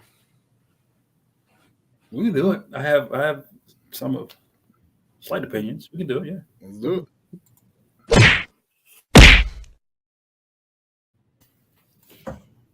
All right, did they debate this? Donald, you sent this over. There was no criteria for this list, but apparently it just looks like the most overrated wrestlers in WWE's history. Yeah, well, one of the YouTubers I follow, he put out a fan poll, and this was a result of his poll: the 10 most overrated wrestlers. Oh yeah, before we jump into this, to Dave's comment, yeah, all you WWE, AEW botch bashers out there, that table spot in the women's 6-man match last night was one of the worst things ever. Ooh, they got to stop appeasing the fans with "We want tables" chants. Who tried to go through the table last night? Liv and Raquel. And there was a third one there. It was 3 of them. Yeah, thing was going up for the power bomb. Raquel was trying to suplex Xia through the table, I think, if I remember correctly. Liv did some dive off of the steps or off of the guardrail, and they didn't even hit the table. They missed it. All 3. It was just bad all the way. I thought Bailey was going to break her ass last week at Crown Jewel whenever she went through the table and it didn't break. That was a good match, but a terrible spot there. Yeah, whole go-kart scene. Get it out there. Todd, Jay is definitely saying Bret Hart, and he's not even on this list. So, all right. So I'm glad you know me that well. I'm glad you know me that well. First off, knows who's on my list. First off, Charlotte Flair doesn't belong on this list. No, at all. Well, this is where the criteria thing comes in. Yeah. Nor Hulk Hogan. Nope.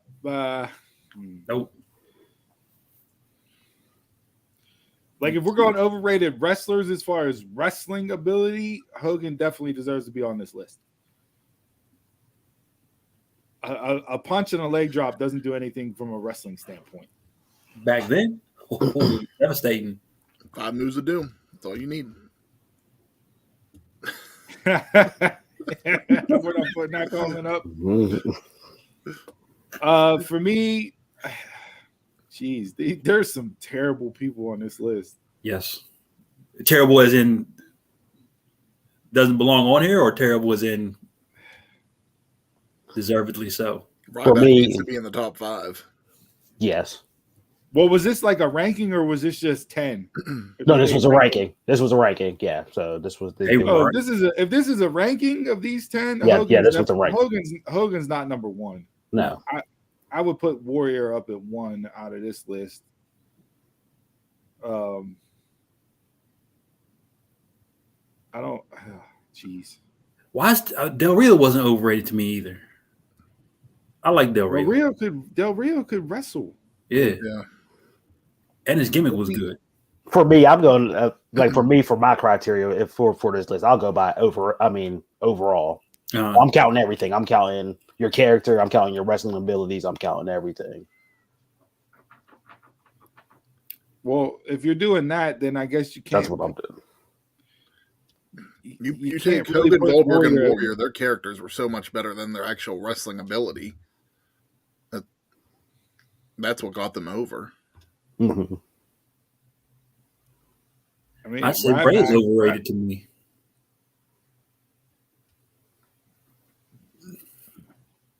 I mean, if you're factoring everything, Donald, I guess I would put Ryback up there. Ryback is definitely in top 3. Yeah. I would go Ryback at 1. If he's not hitting number 1, he might be number 1.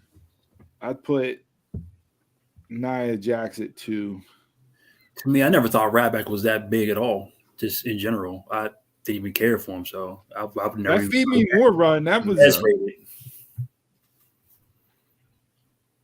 Well, the whole thing when they were trying to push him like with Paul Heyman and stuff, it's just like, ooh, that was bad. that was bad.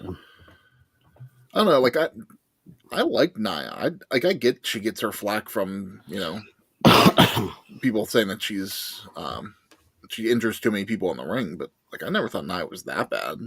I mean, it was the character shit that they gave her with my hole and stuff like that. That was awful. I agree. Well, my whole thing was an ad lib that Vince laughed his ass off and then turned into a thing. If they would have just left it with her saying my hole, it would have been fine. Yeah, and they just they made it they did. Made it a bigger deal than what was needed. It would have been like one of those botchamania moments that you go back and look at and laugh at, and they try to run a gimmick with it. Goldberg eventually got overrated for me. Oh. WCW, when he first started, he was hot. Yeah. Then his streak just like it got stale and he started to become overrated for me. Goldberg for 1 year was good. Everything else was about him. After that, 98 year was terrible. Yeah. And so he goes on my list as being overrated. I mean, even his first run in WWE was overrated. Like it was worthless, almost to the point like that he shouldn't even get back. That's why I didn't want to see him come back recently. And yeah, I agree. You should have left Goldberg in WCW. Yeah. Ooh, you put China on the list. Okay. Who? So I said he put China on the list. Oh no.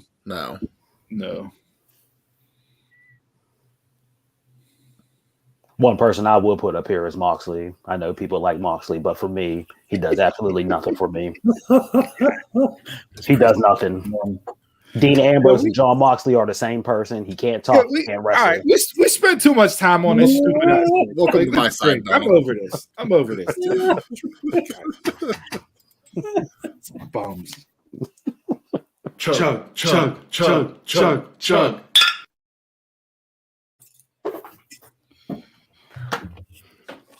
All right. This week's drink of the week is brought to you by Ciderboys Strawberry Magic Apple Strawberry Hard Cider. Donald, you found this while you were out and about doing your travels. Yes. Mm-hmm. So when I went to Cincinnati for a vacation, went to a brewery that was pour yourself, and they had Ciderboys. It was like wild blackberry, and it was good. I couldn't find it up here, so I found their apple strawberry. So we'll see if it has the same effect. You know what this kind of smells like to me, Dom? Smells good. The Australian licorice. Oh, the Wallies or whatever. Strawberry Magic is a stripper name. Yeah, that's somebody I would tip a couple bucks to. It's 5% alcohol by volume. Smells good.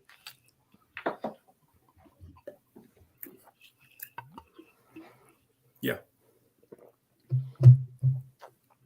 Yeah. Okay. Mm-hmm. I have to find the other flavor for you That's guys a to good try. find. I could drink this as a refreshment.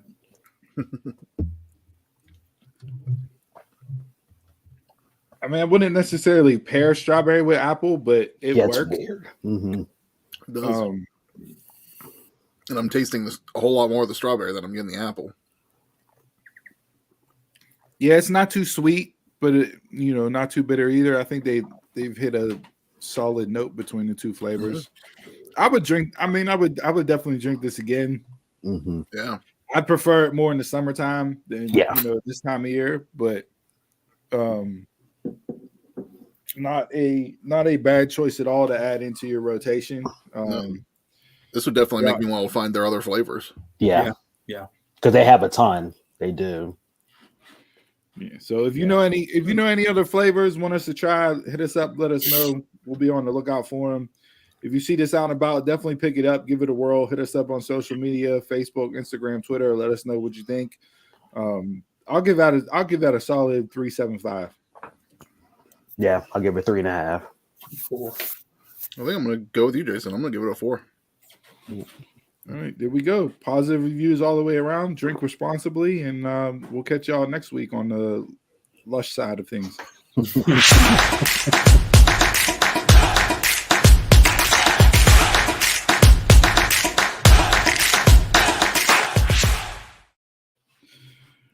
All right, this week in sports, not going to stay here super long. Just a couple quick hitters. Aaron Judge, the Yankees announced, signed a 9-year, $530 million contract. Largest sports contract in history. Would you say 3-year option? Every 3 years, there's an option. Is it player or team option? I believe it's team option. I gotta go back and double check that. But 9 years, 530.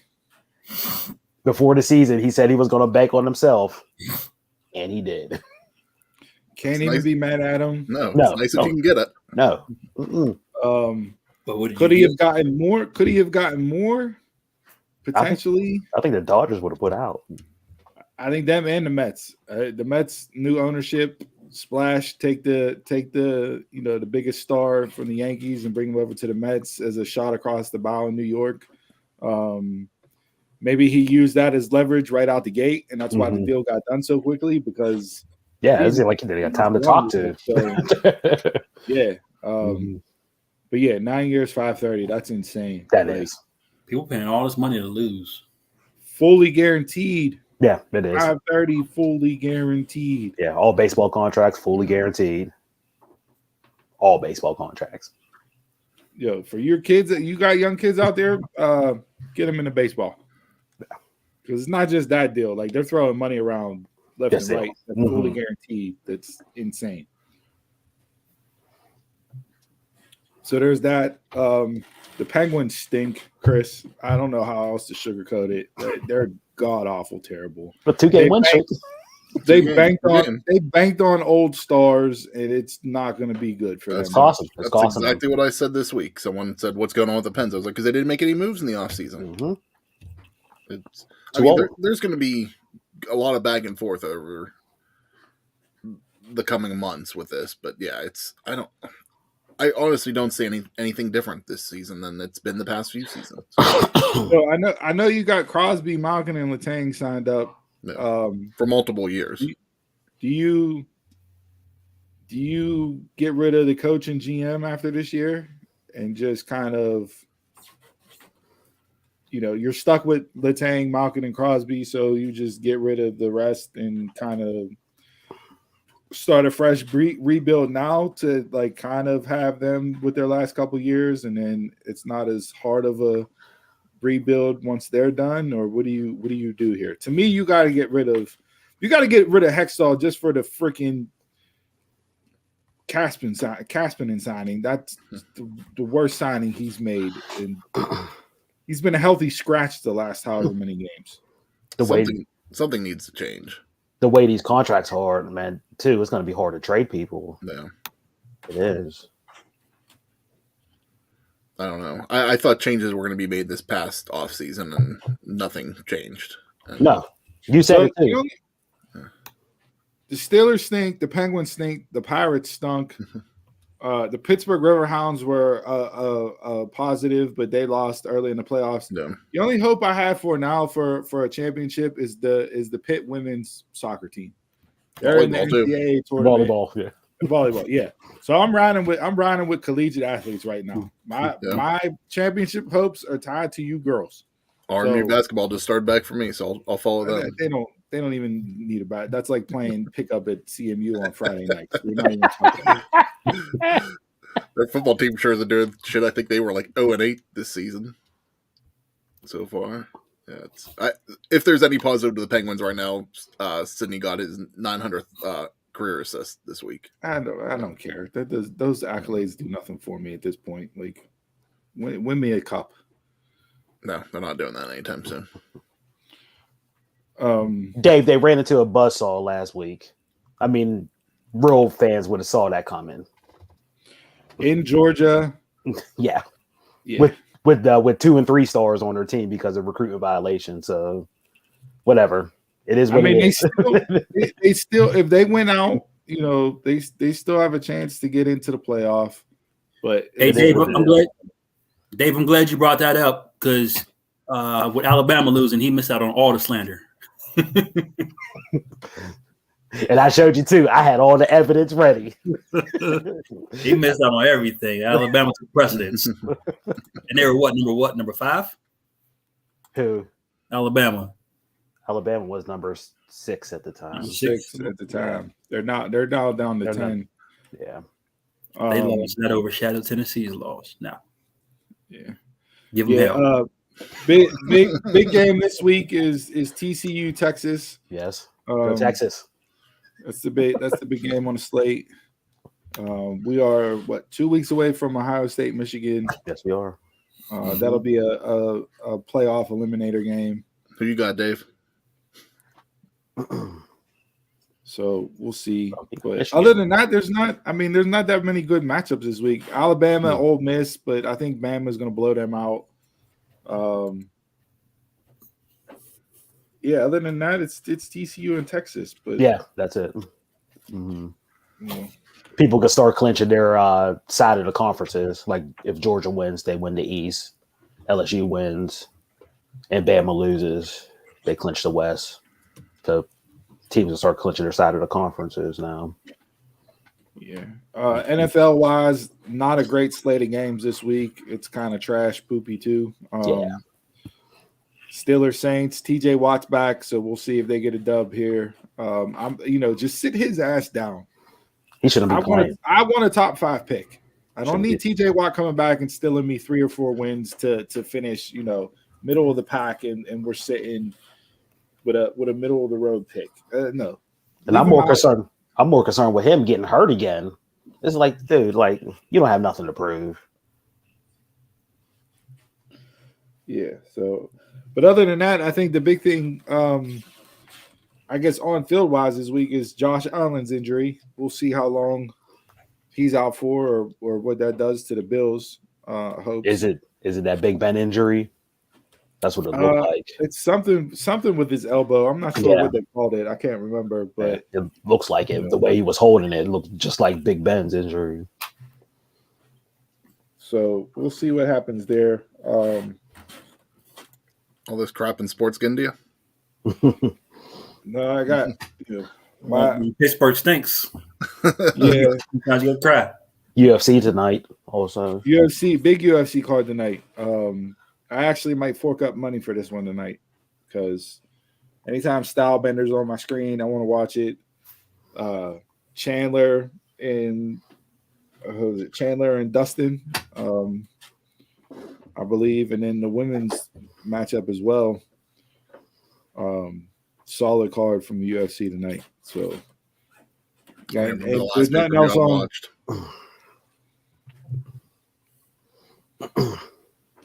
Yeah. I mean, there's really nothing else on that would prevent me from watching UFC tonight. So like, is there like now that with the whole thing with ESPN Plus, like, does anybody still show them? Like Buffalo Wild Wings used to show every UFC fight. Like, do they still do that? yeah. So yeah, they still do. Yeah. Okay. Yeah. So I remember we used to travel and watch everything. David Buster's, Buffalo Wild Wings, Permanis. yeah. Like we were traveling once a month Yeah. to go see something. And we might have to look back into that. Well, stuff got to be good first. Ron is gone. Yeah, I mean, you got a Who? got a couple fighters, not a lot, but got Amanda Nunez. I'd go watch her, but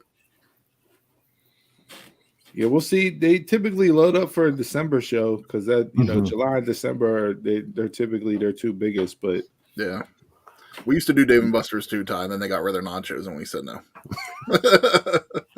always tying it back to food like a true chubby kid. Exactly. I think they brought them back, but they're different. And then the kids down there too. Kids were getting reckless down there. Yeah, but at least once the fight starts, they have to kind of get out of there. All right. Anything else in sports?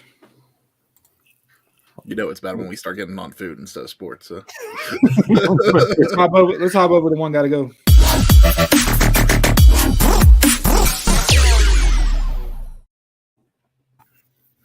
All right, last week coming off of cocktails, unanimous. The Negroni gotta go. There's a couple votes for the other stuff, but pretty much unanimous. It wasn't even close. No, not at all. I figured nobody's had one. I doubt anybody's had one. I'm sure very few. Did you order one at brunch last week? I did not know. Talked all that shit and then didn't even order it. Unbelievable. There was another drink I wanted to have. Old fashioned. Nope, didn't even get an old fashioned.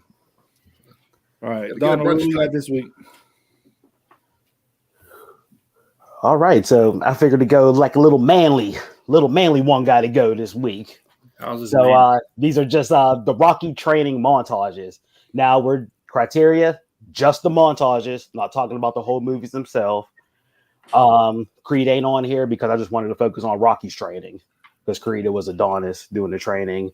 Rocky 5, it was Tommy Gunn, and Rocky Balboa, it was basically the same training as Rocky 2. So I just figured I'll go with the first 4. Apollo died in 4. You got to go. I don't care. No, training montages. It's not about the movie. I'm just talking about the training. That's why it's going. That's Jason's criteria. Yes. You killed Action Jackson. 4 is the one with the robot butler, Dave. Yeah. So 4 is the one where he was training in Russia in the snow and all that stuff, running up the mountain. Rocky 3 was when he was training with Apollo on the beach in the swimming pool. And in the gym in the basement of the building in Compton. Yeah. 4 had, I don't remember the song, but had that typical cheesy 80s. Hearts of Fire. Hearts of Fire. Hearts of Fire. There's no easy way out was him getting in the car after Apollo died driving 900 miles, yeah, on the parkway through the tunnels. 1 and 2 are basically the same. Just 1 is by himself. 2 has his Mickey and the other black dude training with him, and the kids running through the city with him. So, and he's chasing the chickens in 2. Yes. And doing all the work in the car destruction place, banging the steel with a sledgehammer and all that. Yeah, I'll get rid of the montage in 1. Get rid of the montage in 1? It's the one that everybody spoofs. Nah, spoofs mean nothing to me. What's a fucking spoof? Like, what means anything to you? Out of these 4, it's the weakest montage out of these 4. You're definitely Rocky 4. The one that started them all is the weakest one. Yeah, that's what happens. He got better in his training as he progressed as a fighter. That's what happens. You evolve. Rocky 4 is not going nowhere. That's the ultimate. I would put these in reverse order. Rocky 1 montage got to go. Now, Rocky 1, as far as overall movie, yes, best movie out of the 4. Even though Rocky 4 ended the Cold War and ended the hate between Russia and the United States. The best with the worst montage? Yeah, that's what happens because it was focused on being a movie and not centered around the montage. Get it out of here. Rocky 1. Gotta go. Rocky 1. Nobody else? That's the montage that sets all the montages. That ain't going anywhere. To me, Rocky 2 is the same exact montage, so that's the one that can go for me. It's like all they did was take one, just duplicate it for Rocky 2. So all the kids running through the streets and up the steps. Are you kidding me? Okay. It's the reason why he got a statue in Philadelphia. What are you talking about? He ran up the steps in the first one. That's the reason why the statue's there. With no fanfare. He had a city behind him in 2. The kids are the ones that built the statue for him. Did child labor to get the city statue behind him in 2. No, it's there for 1. I don't know. That's when all the Dons in Philadelphia said, "Hey, Rock, you're our guy." Rocky 2's the reason why the statue's there. Yeah, running through the market district and all that stuff. I'm with Steve. Running through the strip district. Yeah, I'm with Steve. The first one got to go. I'm sorry, that man. The only thing I like from the first one when he was punching the meat in the freezer. That's about it. That's when you punch your meat. How about that? Mm-hmm. Yeah. You guys, Rocky 1 montage. Are you kidding me? See, yeah. It's not about where you start; it's where you finish. Okay, Rocky 4 was a way better finish montage than Rocky 1. It's not even up for debate. I don't even know what we're doing here. He climbed the freaking mountain in the snow. What are we talking about? Yeah, I know. That was hard work. What are we talking about? Chopping wood. Everything. Doing that ridiculous abdominal muscle stretch thing where I still don't know how the core strength works in that. Defy gravity. What are we talking about here? Lifting wagons with people in it. Running from the KGB in the snow. Unrealistic montage. No, it was very realistic. It was very real. Oh, yeah. Okay. That's the most American montage of them all. You want to try it? I did it last week. What are you talking about? You want to try it? I did it last week. You have a Dumb March challenge? Coming off of Veterans Day, Yins 2 are getting rid of the most American montage on foreign soil ever. Are you kidding me? I did it last week. But if I would have had everything up here, the second one I would have been Creed 2. All the stuff in the desert was really good. I need to catch up on those so I can go see Creed 3. Oh, Jesus. Cut them. Let's go. Move on.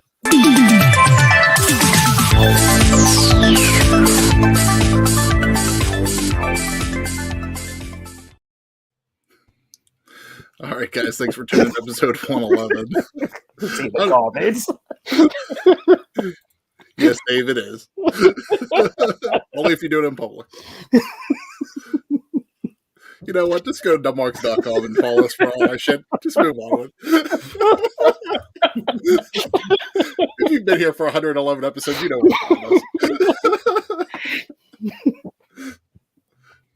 Anybody got any final thoughts? Nope, nothing. Just ready to jump back in God of War. Jason, have you seen Creed? They killed Apollo, man. No. Apollo was my Creed. Yeah, I seen 2 of them. I didn't see the new one. It didn't come out. Apollo Creed's was good. my Creed's Creed. good. Apollo was my Creed. Stallone gave an interview. They were asking about him because this is obviously the first Rocky / Creed movie that he's not going to be involved in. And he doesn't own any rights to Rocky at all, which is pretty mind-boggling when you think about it. Was his creation, and that he owns none of the rights. So he was saying that he wouldn't have gone with the story where they're going with it. He would have done it differently and would have had something else, but it's too dark. Yeah, so that's what he said. Yeah. One of his things he said was his biggest regret was killing off Apollo. It's real dark. Yeah. Killing off Apollo was the best. Don't you dare. It was the the best motivation for him to beat Drago. He's not beating Drago unless he has Apollo's memory behind him. I got Carl Weathers tattooed on my ab. Don't you dare. Thought that was MJ. That's not an ab. That's a honey bun roll. What are you talking about?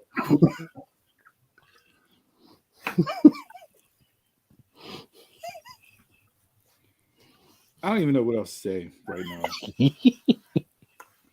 Wrap it up. All right. Well, with that being said, we'll leave you with some positivity. Again, thanks for tuning in to episode 111 of Dunmark's podcast. Since Chris didn't want to plug the plugs, Facebook, Instagram, Twitter, Twitch, TikTok, hit us up. Email the show, dunmarkspod@gmail.com. ProWrestlingTees.com/DunmarksPod. Pick up some merch, give you a live shout out on air. And with that being said, learn how to be happy with what you have while you pursue all that you want. Learn to be happy with what you have while you pursue all that you want. Until next time, I'm a Mark, you're a Mark, tell a Mark. Y'all can catch us around the way. Okay.